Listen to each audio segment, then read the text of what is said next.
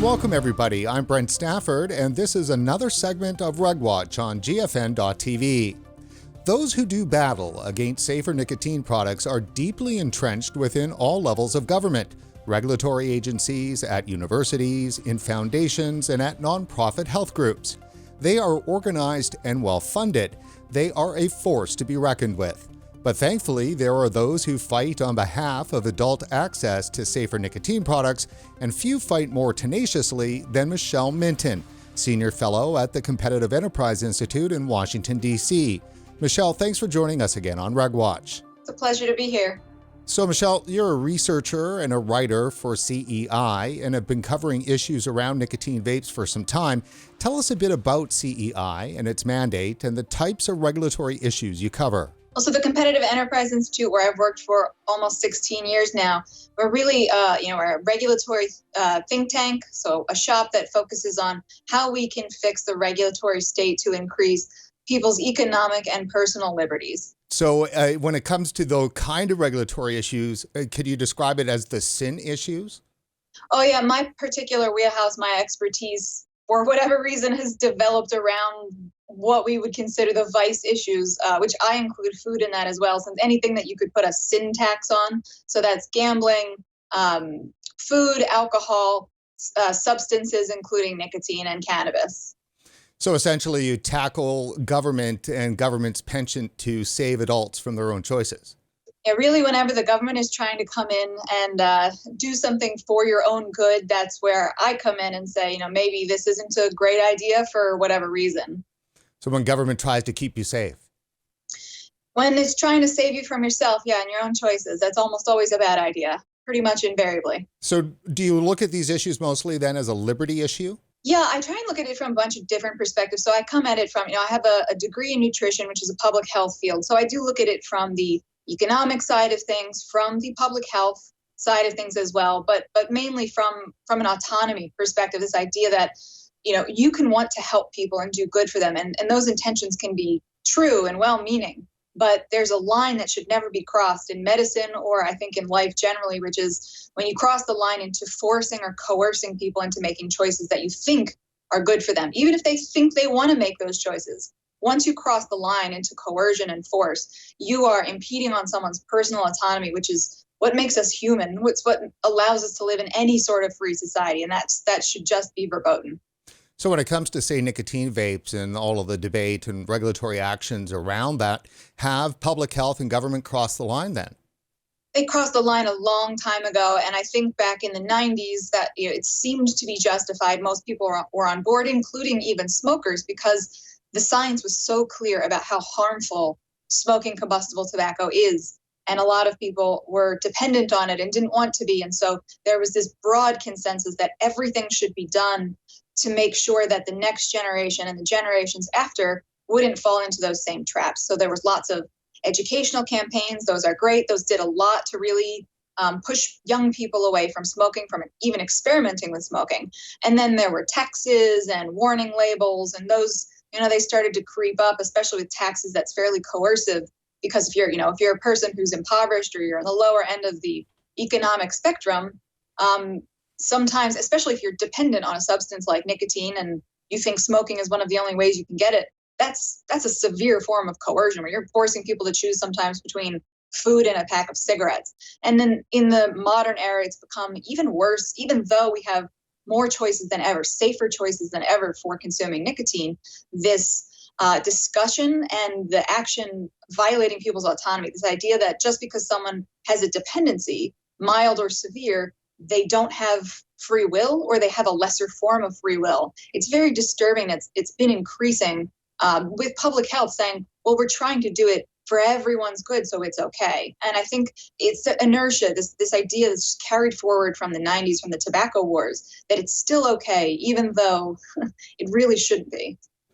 In a way, do you think that maybe a bargain has been broken, some kind of a deal public health and tobacco control was making with smokers as they really laid on heavy the pressure to quit?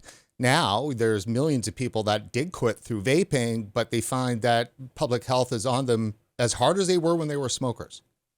Yeah, there was a lot of stigma on smokers, a lot of, you have to go out in the cold if you want to smoke. This should be a thing. If you're still going to do it, if you refuse to do what we tell you, you have to do it in private, in your home, as long as you don't have kids or live in public housing where we don't have to see you. We can pretend you don't exist.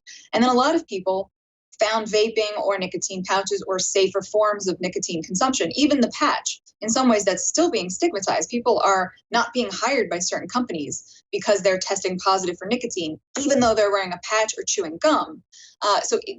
There's been an escalation in the stigma where it's no longer just smoking because smoking is bad. And we don't, as a society, we don't want this to be an acceptable behavior. Now it's getting down to a level where you're not even hurting society or the people next to you, but we still don't want you to do it. It's a severe form of groupthink and control about people's private behaviors, and any kind of justification that people may have raised in the 90s with smoking, secondhand smoke, or children see it, or et cetera. All of that is obliterated when you're talking about nicotine used through non-combustible sources. But yeah, so there's, I think, a lot of smokers who've managed to quit via any means that are available to them. They are now faced at a world where they're being re-stigmatized. They felt like, I did what you told me to do. I'm not a bad person anymore, because a lot of smokers felt and still feel like they are bad people because they choose to smoke or they have a dependency on smoking. They said, I did it. I did the hard work. I switched to something safer.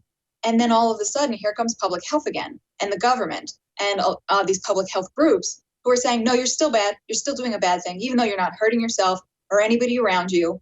So continue to feel bad. So yeah, it's a real violation of what felt like a deal to a lot of people. Yeah, in a way, it seems that tobacco control and public health don't believe that a smoker is really quit if they're still using nicotine in a vaping form. Yeah, and one of the most offensive parts of the conversation is that the conversation is always focused on the industry, and there's a specific reason for this. They want to talk about big tobacco and the tobacco industry, or big vape, or whatever it is. And they do that because it's a very easy villain, and they don't want to seem to be victimizing or villainizing the people who use nicotine. But that's what they're doing. And they do it even more so when they refuse to acknowledge what they're doing and how that affects the people who use nicotine still, whether they're smokers, vapors, nicotine pouch users, whatever it is. Let's turn to the concept of tobacco harm reduction. In your mind, what is it and why is it important? It's really this recognition that you cannot force people to stop using substances. It's the nature of humanity that once a substance is known, its properties discovered, people will always find a way to access that substance in some form or another. And that the effort to force people not to do it usually has really horrible unintended consequences, both for the individuals and for society. And you're talking about criminalization or illicit markets, and then all the crime that goes with illicit markets and cartels, et cetera. And then the loss of tax revenue, whatever it is. And when you approach the issue, if you say, we think this is still a problem, but we're going to approach it through a harm reduction lens, what you're trying to do is saying, people are going to use these substances even though we don't want them to. So what we're going to do is we're going to try and figure out how to structure our policy and our public health approach so that we are pushing people towards the safest forms of use, less use, whatever it is. So with cannabis, for example, that's legalize it, authorize specific dispensaries so we know that they're only selling to adults, that they're selling products that are safe. With nicotine or with tobacco harm reduction, it's this idea that human beings have used nicotine for thousands of years. You're not going to get rid of it. But we know that smoking a cigarette, the combustion, the tar, the fumes, all of the chemicals that are produced is the most deadly way to consume nicotine. Whereas as you move towards non-combustible approaches like FDA-approved nicotine therapies or pouches or vaping, there is no combustion, so it's far safer. So policies and our approach should be structured around pushing people away from the most harmful forms of nicotine use towards the safest forms. Considering everything that we've seen happen to nicotine vapes over the last couple of years, is it fair to say that there's a war on vaping? Yeah, absolutely. I think there's a war on vaping and there's a war on nicotine use that's been ramping up. The war on vaping, I think, really, there's always been a bubbling war on nicotine within tobacco control. And that's the movement of public health, lawmakers, whatever it is, who want to end smoking. there's always been a wing of that movement that was anti-nicotine use, not because it was dangerous, but just because they didn't like it.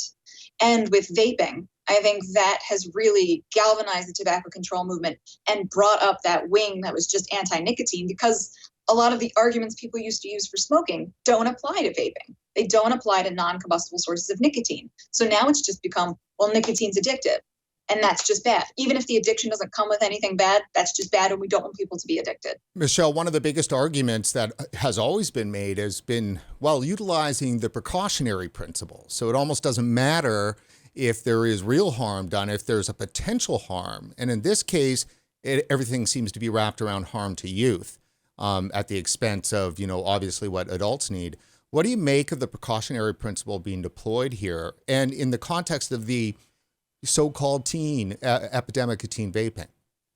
Yeah, I think the precautionary principle has really been misapplied. And some of the people who are the greatest champions of this idea of, any kind of new technology needs to prove itself to be safe before it can be introduced. I think, people like Cass Sunstein have talked about how it has been applied overzealously and too far, in that there is no such thing as certainty. Nothing is perfectly safe. Nothing ever will be. You cannot prove something has zero harms because that's proving a negative. What you can say is, we know for a fact that this thing is less harmful than something that already exists, something that we literally cannot get rid of, which is smoking. So are there potential harms to youth? Will more youth start, using nicotine where they wouldn't have? All of those things are real possibilities. The rates of youth experimentation with vaping, and what we're talking about is once a month. So that could literally be, I was at a party, I tried a friend's Juul or whatever, and then never did it again. Those are the numbers that we're looking at. We say, oh, I got it, it's up to 20%, it's up to 23%. Those numbers have been going down for the last 2 years. And yes, the pandemic might have something to do with it. But what's interesting is during the pandemic, what hasn't been going down is youth drinking or youth cannabis use. So you're talking about social sources.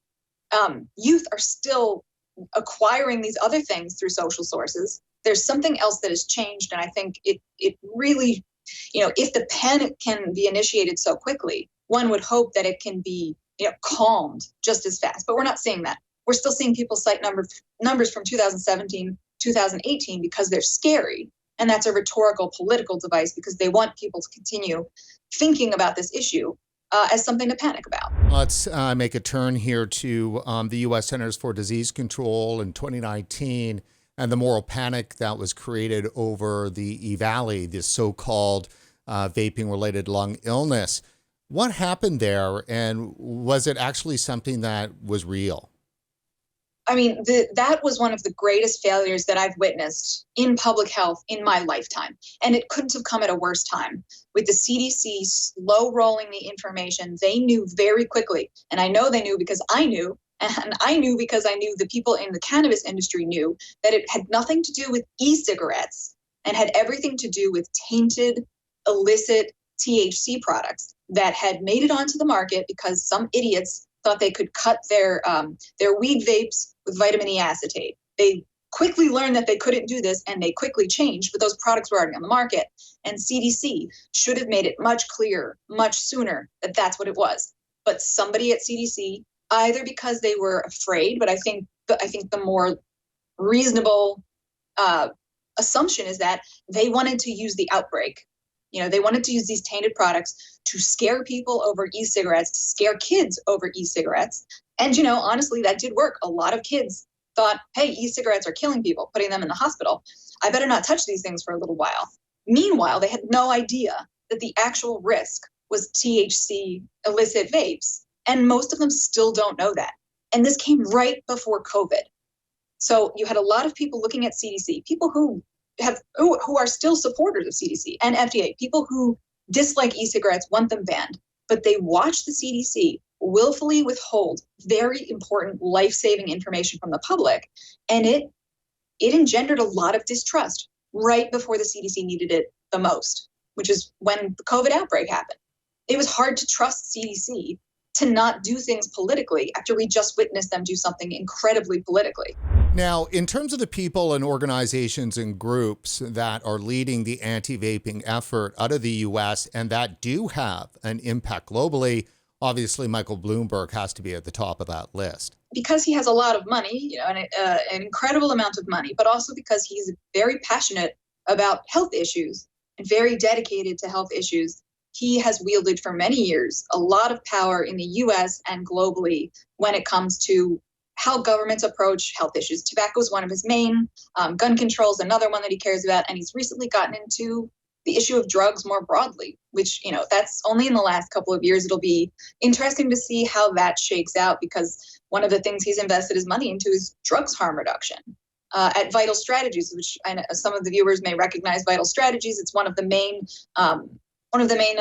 marketing shops that he's employed on his tobacco issue. So now you have this group that has been pushing for bans in India and Indonesia and all over the world when it comes to e-cigarettes and other nicotine products, now espousing drugs harm reduction. So it'll just be kind of fascinating to watch how they square the difference between their approaches on these two topics. Yeah, he's dumped a lot of money into Vital Strategies, has he not? Many millions, yes. Is there concern over being able to trust Vital Strategies and their work in the tobacco harm reduction area? Like, do they have the credibility that's needed in this space? I don't know how much credibility they have, honestly. I've always thought of them as like a lobby shop, basically. They're a marketing firm. They're lobbyists. They're very powerful because they have so many people all around the world who work for them.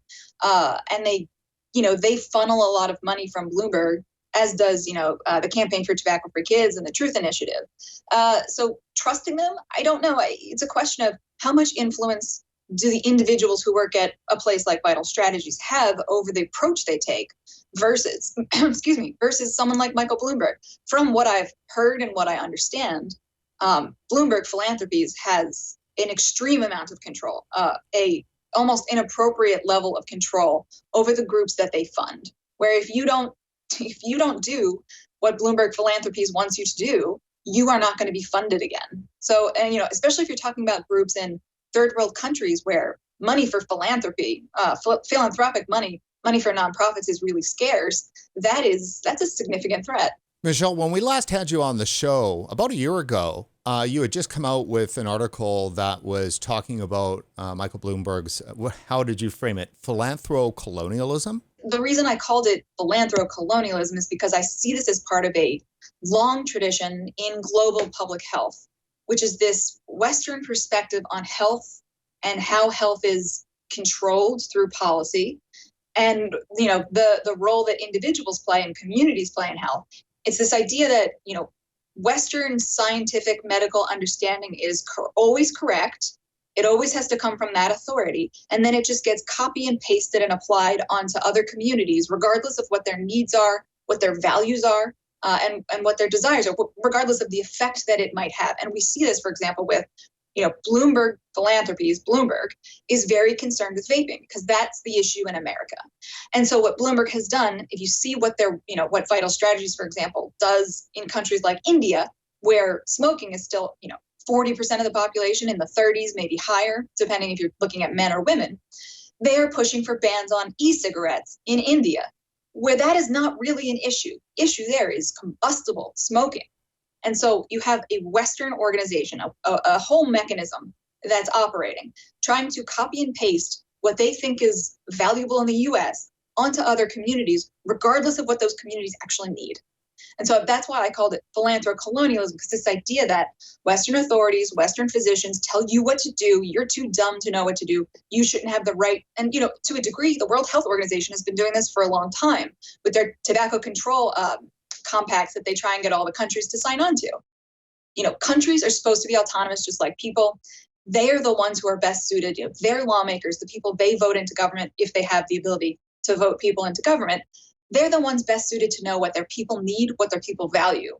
So it's pretty problematic when you have someone like Michael Bloomberg looking at another country like the Philippines and saying, I know what's best for you, just do as I say. Michelle, the Global Forum on Nicotine Conference in Warsaw, Poland is coming up this June 16 to 18. You're participating on the panel titled Benefits of Nicotine. This is your first time attending in person. Are you excited to go, and why is a conference like GFN 22 important to the tobacco harm reduction effort? I'm so excited. I've attended in the past, both as a panelist online and just as a guest. GFN is one of my favorite conferences because of the fact that it's so thoughtfully organized. They really try and bring in a lot of different voices, not just from the scientific academic community, which is important, but also from the consumer advocacy world. And I think this is one of the reasons a lot of people like GFN is because you get to hear voices that are so often marginalized or ignored in the conversation, but consumers are important stakeholders in the conversation. So yes, I'm very excited to be attending in person for the first time and to be on a panel that I think is going to be very enlightening. Finally, Michelle, if you could give just one piece of advice to THR advocates attending GFN this year, what would that be? I would say reach out to somebody who you think doesn't agree with you and just talk to them. You don't have to try and convince them. Just try and share information with them, because that is how people, well, for one, you humanize yourself. They don't just see the industry. You're not just a big tobacco shill, or you're not just some nicotine fiend who's trying to defend their addiction. You're a human being who, even if someone disagrees with you, has a right to your opinions and should be heard.